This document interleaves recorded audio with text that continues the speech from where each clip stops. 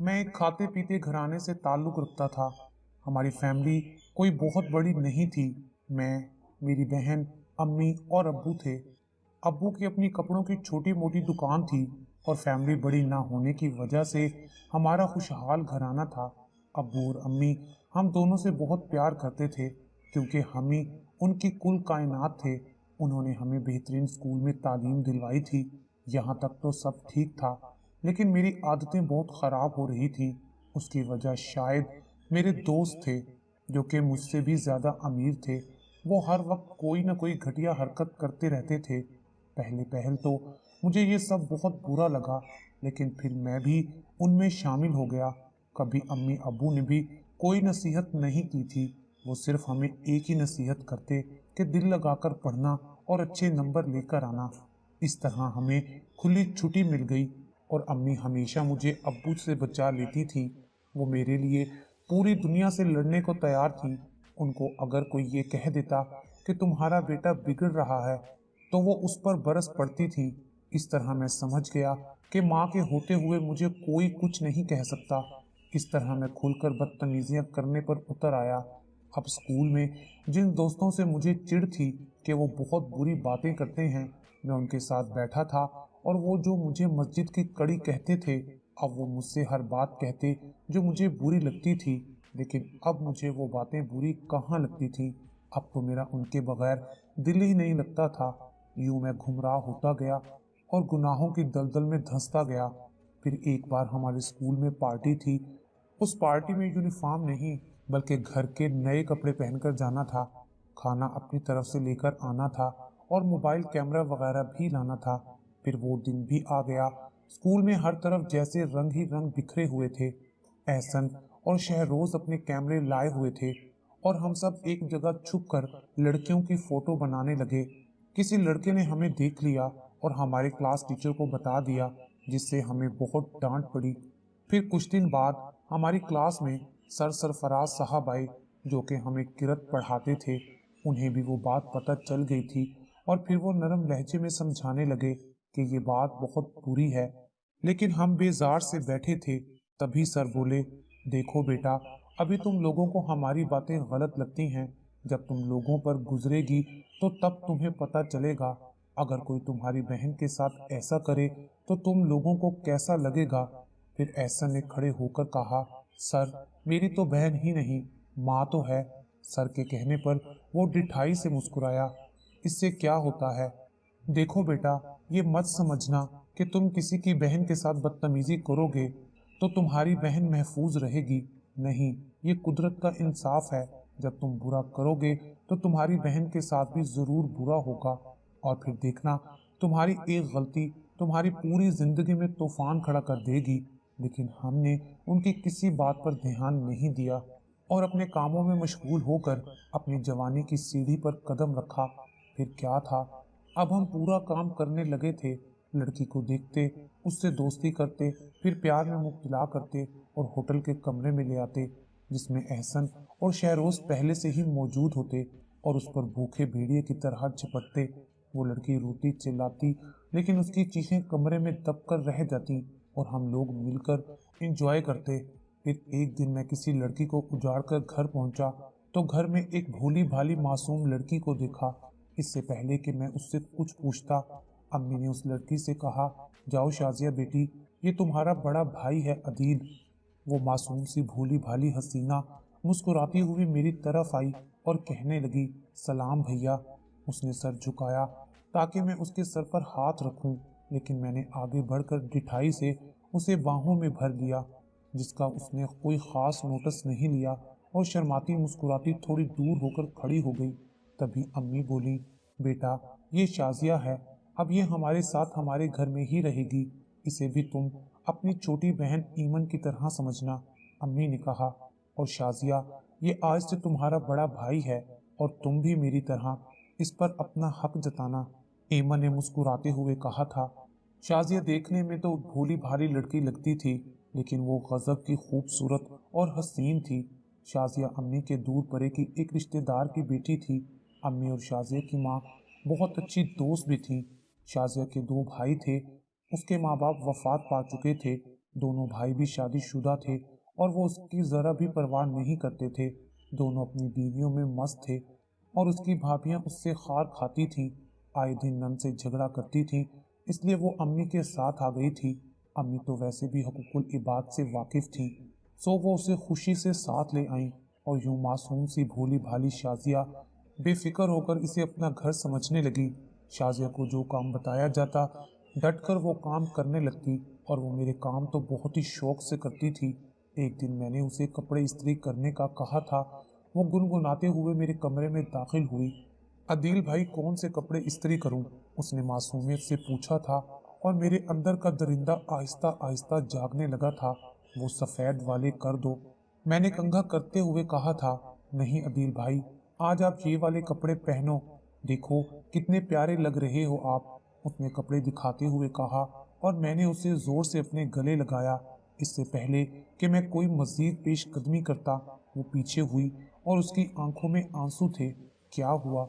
मैंने हैरानी से पूछा था। कुछ नहीं भैया, मैं सोच रही थी कि इतना प्यार तो कभी मेरे सगे भाई ने भी नहीं किया जितना आप करते हैं। उसने आंसू साफ किए और बाहर निकल गई और मैं शैतानी सी हंसी हंसता हुआ उसे देखता रहा और सोचता रहा कि सब्जा तो घर में ही मौजूद है, एकदम नरम और फ्रेश फ्रेश। ये सोचकर मैं हंसने लगा। मुझे बहुत शैतानी ख्याल आ रहे थे और मैं ये भी नहीं सोच सका कि वो भोली भाली लड़की मुझे भाई मानती है और वो तो इतनी मासूम है कि मेरी हर बुरी बात को समझती ही नहीं, बल्कि वो समझती है कि मैं भाई होने के नाते उसे गले लगाता हूँ। फिर कुछ दिन बाद सब घर वालों को मोहल्ले में किसी की शादी में जाना था। शाजिया ने जाने से इनकार कर दिया और मैंने भी मौका गनीमत जानकर इनकार कर दिया। इतना अच्छा मौका फिर नहीं आ सकता था। सारे अफराद जा चुके थे तो मैं नहाने के लिए वॉशरूम में घुस गया। मैं कुछ देर पानी बहाता रहा, फिर मैंने शाजिया को आवाज दी। वो समझी कि शायद मैं कपड़े मांग रहा हूँ। वो पहले भी अक्सर मुझे कपड़े देने आया करती थी। वो कपड़े लेकर आई तो मैंने उसकी कलाई पकड़ ली। भैया, क्या कर रहे हैं? ये लें कपड़े, मेरी कलाई छोड़ें। उसने दीवार का सहारा लिया और कपड़े मुझे देकर वापस अंदर चली गई। मैंने शलवार पहनी और फिर बाहर निकल आया। शाजिया अंदर अपने कपड़े तब्दील कर रही थी। मेरे अंदर का दरिंदा पूरी तरह जागने लगा। मैं अंदर दाखिल हो गया। शाजिया ने बुखलाकर दुपट्टा आगे किया और कहने लगी, सॉरी भैया, मैंने कुंडी नहीं लगाई, आप बाहर जाएं, मैं अभी आती हूँ। उसके चेहरे पर हवाइयाँ उड़ रही थी। मैं उसके करीब गया तो वो कहने लगी, ये आप क्या कर रहे हैं भैया? बहनों से भी ऐसा मजाक करते हैं क्या? वो रूहानसी होकर बोली थी, लेकिन मैं बेपरवाह आगे बढ़ा। प्लीज मुझे अपने करीब आने दो, मैंने मुस्कुरा कर कहा था। भैया प्लीज, आप बहन भाई जैसे पाकीज़ा रिश्ते की तौहीन कर रहे हैं। वो 2 कदम पीछे हटी। देखो शाजिया, किसी को पता भी नहीं चलेगा। मैं एकदम आगे बढ़ा और उसको पकड़ लिया। भैया मुझे छोड़ें, खुदा का वास्ता अदील, मुझे छोड़ो, खुदा के कहर से डरो, तुम्हारी भी बहन है। या अल्लाह, वो रोती रही, लेकिन मैंने अपना काम पूरा किया। फिर उसे इसी हालत में छोड़कर मैं बाहर निकल गया। सब लोग शादी से वापस लौटे तो उसे इस हालत में देखकर सबके पैरों तले से जमीन निकल गई। अम्मी ने भागकर उसे कपड़ों से ढांपा और एमन उसे गले लगाकर रोने लगी। फिर अम्मी ने उससे पूछा तो उसने मेरा नाम लिया और मैं साफ मुकर गया। मैंने कहा कि जब आप लोग गए थे तो मैं घर से चला गया था, लेकिन जब मैं वापस लौटा तो मैंने एक आदमी को घर से बाहर जाते हुए देखा था।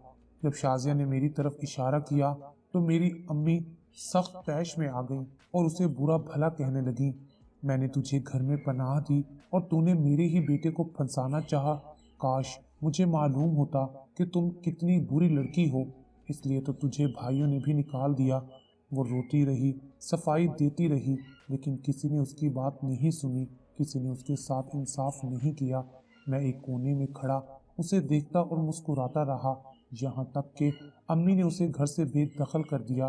तभी मैं भी बाहर निकल आया। देखो शाजिया, मैंने कहा था ना कि किसी को मत बताना। अब देखा तुम्हारा क्या हाल हुआ है। अब कहाँ जाओगी?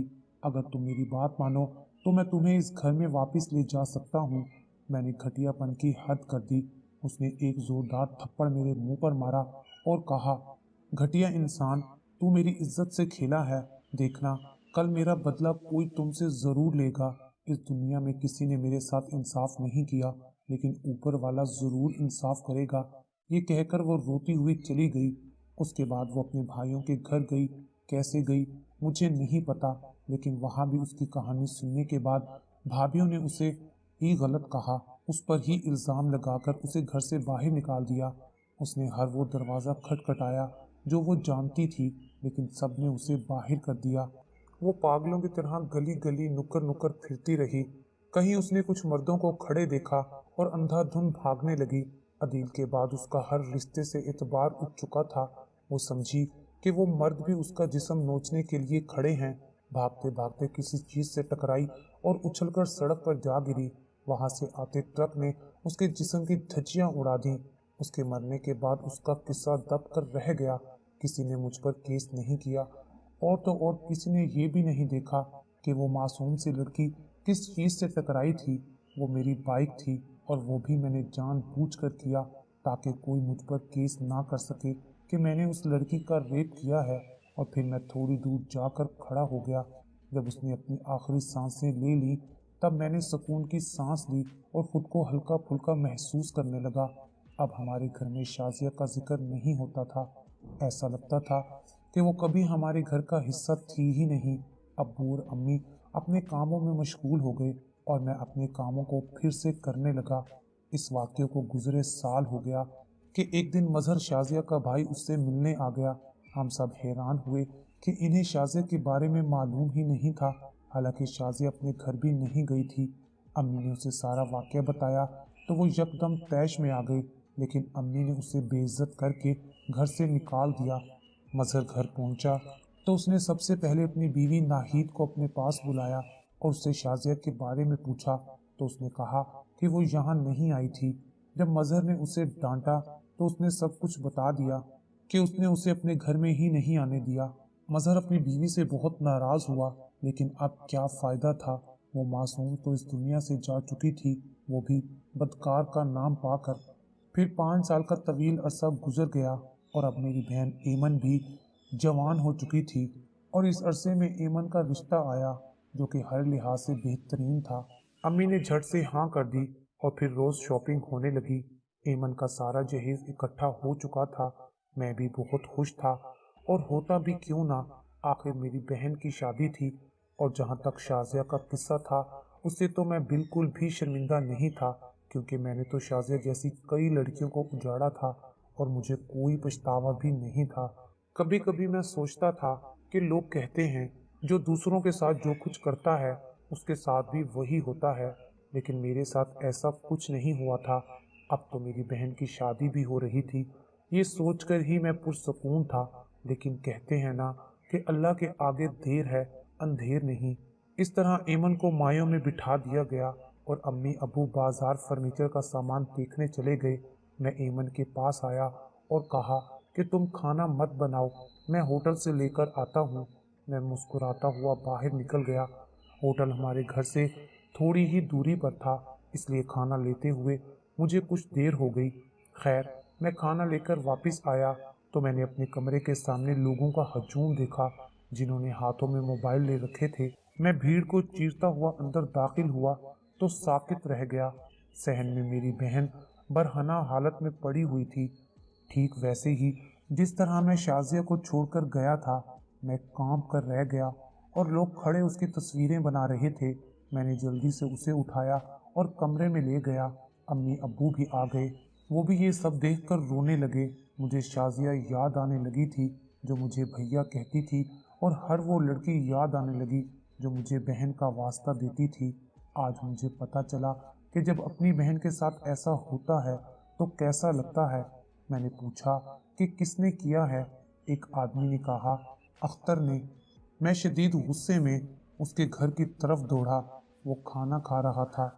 मैंने घर में दाखिल होते ही उसका गला दबाकर उसकी जान ले ली। इसी असना में किसी ने पुलिस को फोन कर दिया, और वो आकर मुझे पकड़ कर ले गई। उसके बाद मुझे अदालत में ले जाया गया, जिसमें मैंने अपने सारे अगले पिछले गुनाह कबूल किए कि शाजिया से मैंने ज़बरदस्ती की थी। अम्मी अब्बू सीना थाम कर रह गए, और मजहर और अजहर की बीवियाँ शर्मिंदा सी नज़रें चुरा गईं। मैंने सारे गुनाह कबूल कर लिए थे, इसलिए अदालत से मुझे उम्र कैद हो गई। आज पूरे 11 माह हो गए हैं मुझे जेल में बैठे हुए, और इस सब का मैं खुद जिम्मेदार हूँ। मैंने अपनी ज़िंदगी अपने हाथों से ख़त्म कर डाली। शाज़िया सही कहती थी कि कुदरत ज़रूर इंसाफ करेगी, और वो ठीक कहती थी। आज कुदरत ने इंसाफ कर दिया था। यही मेरी सज़ा है। जब मुझे वालिदैन की खिदमत करनी चाहिए थी, मैं जेल में आ गया था। मेरी बहन की मेरे कर्मों की वजह से शादी टूट गई थी। अगर मैं शादी कर लेता और एक इज्जतदार ज़िंदगी गुजारता, लेकिन अब क्या हो सकता था। शाज़िया रोज़ मेरे ख्वाब में आती थी और मुझे कहती, अदील, तुम्हें सज़ा ज़रूर मिलेगी। और जब मुझे सज़ा मिली तो वो एक दिन मुस्कुराती हुई आई। देखा अदील, किसी ने मेरे साथ इंसाफ नहीं किया, लेकिन कुदरत का इंसाफ देखो, उसने कैसा इंतकाम लिया है मेरा। इतने अरसे में अदील की माँ सिर्फ 2 बार ही उससे मिलने आई थी। वो माँ जो उसके लिए सारी दुनिया से लड़ने को तैयार थी, वो आज उसकी वजह से अपने ख़ानदान से कट कर रहने लगी थी। पहली मुलाकात पर अम्मा ने कहा था, अदील, मुझे ये कहते हुए बहुत शर्म महसूस हो रही है कि मैंने तुझ जैसे बेटे को जन्म दिया है, और दरअसल गलती मेरी है। मैंने तुझे अगर शुरू ही से लड़कियों की इज्जत करना सिखाई होती तो आज ये नौबत ही ना आती। मेरी बहन एक जिंदा लाश बनकर रह गई है, और यही हाल अब मेरे माँ बाप का भी है। गली से गुजरते हुए उन्हें कितनी जिल्लत उठानी पड़ती है, ये तो वही जानते हैं। लेकिन एक बात तय है, इंसान जो कुछ भी करे, बिलखसूस बुराई, तो इससे पहले अपना अंजाम भी अच्छी तरह सोच ले, क्योंकि खुदा की लाठी बेआवाज़ होती है। अगर आपको हमारी ये वीडियो अच्छी लगी हो तो इसे लाइक करें, शेयर करें और मज़ीद अच्छी अच्छी वीडियोस देखने के लिए हमारा चैनल सब्सक्राइब करें।